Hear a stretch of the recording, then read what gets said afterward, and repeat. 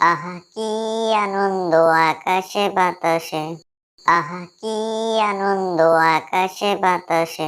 কি রে ঝন্টু, বাপের ঘরে চেপে বসে বসে খেয়ে খুব আনন্দ লাগতেছে না? কি বলো বাবা, এখন তো আনন্দ করারই বয়স। এখন মজা করে বেড়াবো না তো কখন মজা করব? তোমার এখন কাজ করার বয়স, তুমি কাজ করো গিয়ে। আমি ওসব কাজ টাজ করতে পারবো না। আমি শুধু খাবো আর ঘুরে বেড়াবো। কি বলিস বেয়াদব ছেলে! ছোটবেলায় তোর মা মারা যাওয়ার পর কত কষ্ট করে তোকে বড় করেছি।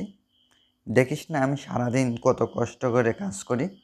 আশেপাশের সব শিয়ালের ছেলেরা তার বাপের কাজে কত সাহায্য করে। এসব তোর চোখে পড়ে না? বেয়াদব কোথাকার!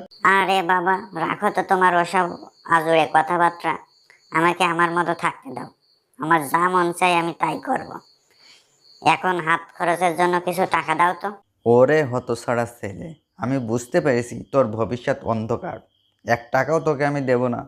তুই কাজ করে টাকা ইনকাম করে নিয়ে যা। আমি আগেই জানতাম বাবা তুমি আমার টাকা দিবে না, তাই তো আগে থেকেই আমি তোমার জামার পকেট থেকে টাকা বের করে নিয়েছি। ওরে হতছাড়া, এখনই আমার সামনে থেকে দূর হয়ে যা, তুই দূর হয়ে যা। হ্যাঁ বাবা, যাচ্ছি তো। এখন বন্ধুদের সাথে বাইরে যে আড্ডা মারবো। আহ কি আনন্দ আকাশে বাতাসে।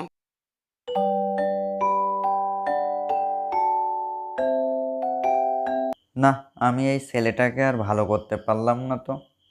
যাই, আমার কাজে দেরি হয়ে যাচ্ছে, আমি কাজ করতে যাই।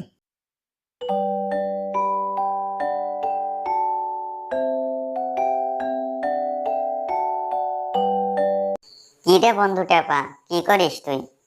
এই তো আছি, বাবার সাথে কাজ করছিলাম। কাজ শেষ করে এদিকে আসলাম এখন। আরে টেপা, তুই কত বোকা! আমার দেখেছিস, সারাদিন ঘোরাঘুরি করি আর আড্ডা দিই। কোনো কাজ কাম করার মধ্যে নেই আমি। তুই তো অনেক ভাগ্যবান, তাই তোর কাজ কাম কিছুই করা লাগে না। আমার কি আর সে ভাগ্য আছে? আরে বন্ধু টেপা, দেখ দেখ কত সুন্দর মোটা তাজা দেশি মোরগ যায়। দেখেই তো জিভে জল চলে আসছে।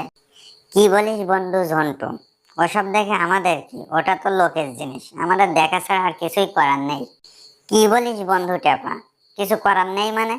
চল আমরা এই মোরগটা ধরে পিকনিক করি। অনেকদিন ভালো পিকনিক টিকনিক করা হয়নি। ওরে বাবা বন্ধু, কি বলিস তুই? লোকের জিনিস এইভাবে চুরি করা ঠিক না। কেউ দেখে ফেললে তো রক্ষা থাকবে না আমাদের। আরে টেপা, বেশি বক বক বন্ধ করে চল মোরগটা ধরে ফেলি। আহ কি যে স্বাদ লাগবে!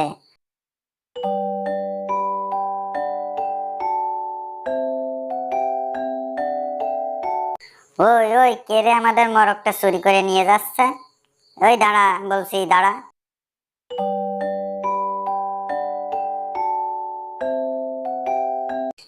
বাবা বাবা, ওই পাড়ার ওই শিয়াল আঙ্কেলের ছেলে আমাদের বড় মোরগটা ধরে নিয়ে গেছে। তাড়াতাড়ি চলো বাবা, ওদের বাড়ি। বলিস তুই? ওর সাহস কি করে হয় আমার জিনিস চুরি করার? চল তো, আমার সাথে চল। আজ ওর একদিন কি আমার একদিন।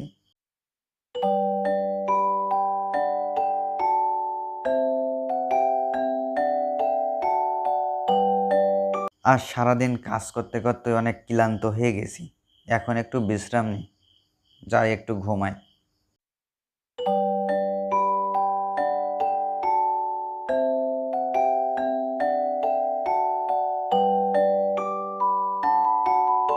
শিয়াল ভাই, ও শিয়াল ভাই, বাড়িতে আসো নাকি? কে? কে? ও বাঘ ভাই। কি হয়েছে বাঘ ভাই, হঠাৎ তুমি এই সময় আমার বাড়িতে? তোমার ছেলেকে তাড়াতাড়ি বাইরে আসতে বলো। আজ ওর একদিন কি আমার একদিন। কেন বাঘ ভাই, কি করেছে আমার ছেলে? ও তো এখনো বাড়িতে আসেনি। তোমার বদমাইশ ছেলে আমার সব থেকে বড় মোরগটা চুরি করে নিয়ে এসেছে। বলেন কি বাঘ ভাই, আমার ছেলে বাড়িতে আসুক, এর বিচার আমি নিজেই করব। অনেক হয়েছে, আর না, আর বাড়তে দেওয়া যাবে না ওকে। ঠিক আছে, তোমার ছেলেকে তুমি নিজেই শাসন করবে, কিন্তু নইলে আমি ব্যবস্থা নিলে কিন্তু খুব খারাপ কিছু হবে, এই বলে দিলাম। তুমি ভালো লোক বলেই কিছু না বলে চলে যাচ্ছি, কিছু বললাম না।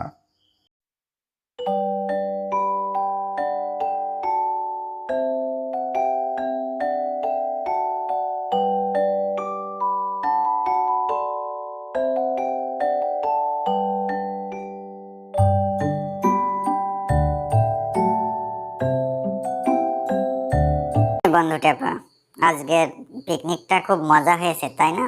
হ্যাঁ বন্ধু, মজা তো হয়েছে, কিন্তু জানি না লোকে জানাজানি হলে আমাদের কি হবে। ওরে অত ভাবিস না, পরেরটা পরে দেখা যাবে। এখন আমি বাড়ি যাচ্ছি, তুইও বাড়ি যা। এই ঝন্টু দাঁড়া, তুই নাকি বাঘ ভাইয়ের বড় মোরগটা চুরি করেছিস। বাবা, তোমার সাথে এসব কে বললো? বাঘ নিজে এসে আমার শাসিয়ে গেছে। সি ঝন্টু সি, আর কত নিচে নামবি তুই? শেষ পর্যন্ত লোকের জিনিস চুরি করা শুরু করেছিস। রাস্তায় যেতে যেতে মোরগটা দেখে খুব পছন্দ হয়েছিল, তাই ধরে নিয়ে যে বন্ধুদের সাথে পিকনিক করেছি। এই সামান্য কাজে এত বকাবকি করার কি আছে? এটা তোর কাছে সামান্য মনে হচ্ছে? বিয়াদবটা বলে কি শোনো, অন্যের জিনিস চুরি করা নাকি সামান্য ব্যাপার। হ্যাঁ, সামান্য ব্যাপারই তো। তোমার কাছে যখন বাঘ আমায় খুঁজতে আসিল, তুমি তখন মোরগের দামটা দিয়ে দিলেই তো পারতে। তখনই তো ঝামেলা মিটে যায়। কি বললি বিয়াদব ছেলে? আজ এ মুহূর্তেই আমার বাড়ি থেকে তুই বের হয়ে যা। দরকার নেই আমার তোর মতো বিয়াদব ছেলের, এখনই বের হয়ে যা বলছি। কি বললে?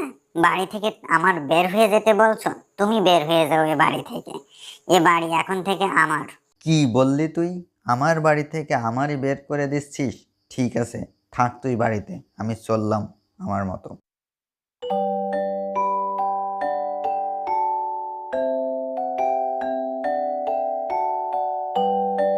কি ব্যাপার শিয়াল ভাই, এই রাতের বেলায় মন খারাপ করে কোথায় যাচ্ছ? আমার ছেলে আমার বাড়ি থেকে বের করে দিয়েছে। শিয়াল ভাই, আদর দিয়ে দিয়ে ছেলেটাকে বাদর বানিয়ে ফেলেছো, তাই আজ এই দিনটা তোমার দেখা লাগলো। কি করব বানর ভাই, ও যখন খুব ছোট তখনই ওর মা মারা গেছে। তখন থেকেই তো ওর মায়ের অভাব কখনো বুঝতে দেয়নি আমি। ও যখন যেটা করে বলেছে আমি সেটাই করেছি। চিন্তা করো না শিয়াল ভাই, তোমার ছেলে এবার পুরো সোজা হয়ে যাবে। এখন তুমি আমার সাথে আমার বাড়িতে চলো। নাও শিয়াল ভাই, এই খাবারগুলো খেয়ে নাও। এই খাবার আমি কিভাবে খাবো? বাড়িতে কোনো খাবারও ছিল না, ছেলেটা কিছু খেয়েছে কি না। সব নিয়ে তুমি চিন্তা করো না শিয়াল ভাই, এবার দেখবে তোমার ছেলে একবারে সোজা হয়ে গেছে। এখন তুমি খেয়ে নাও তো, 2-3 দিন গেলে দেখবে সব ঠিক হয়ে গেছে। কি রে, সারা বাড়ি খোঁজাখুঁজি করে একটা টাকাও পেলাম না, এদিকে দেখি ঘরে কোনো খাবারও নেই। সারাদিন কি আমার না খেয়ে থাকতে হবে? কি খাবো এখন আমি? ওরে বাবা গো, তুমি কোথায় চলে গেলে? তুমি ছাড়া আমি চলবো কি করে? বাবা গো, তুমি ফিরে এসো, বাবা ফিরে এসো। তুমি ছাড়া আমি থাকতে। বানর ভাই, ও বানর ভাই, এই কয়দিনে ছেলেটা কি অবস্থায় আছে আমি লুকিয়ে দেখে আসি। ঠিক আছে শিয়াল ভাই, চলো আমিও যাব তোমার সাথে।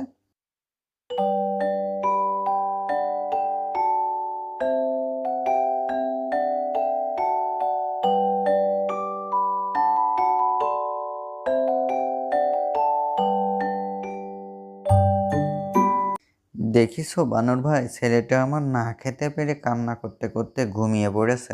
বলেছিলাম না আমি শিয়াল ভাই, কয়দিন গেলে তোমার ছেলে পুরোপুরি শায়েস্তা হয়ে যাবে। দেখিছো, পুরো শায়েস্তা হয়ে গেছে তোমার ছেলে, একদম সোজা। ঝন্টু, ও বাবা ঝন্টু, আমার ছেলেটা দেখ বাবা, দেখ আমি ফিরে এসেছি বাবা। বাবা, ও বাবা, তুমি আইসো বাবা। এখন থেকে তুমি যা বলবে আমি তাই করব। আমি বুঝতে পারছি বাবা, আমার জন্য তুমি কত কষ্ট করো। এখন থেকে আমি তোমার সব কথা শুনবো, তোমার সাথে সব কাজে সাহায্য করব, আর তোমার কথার অবাধ্য হব না বাবা।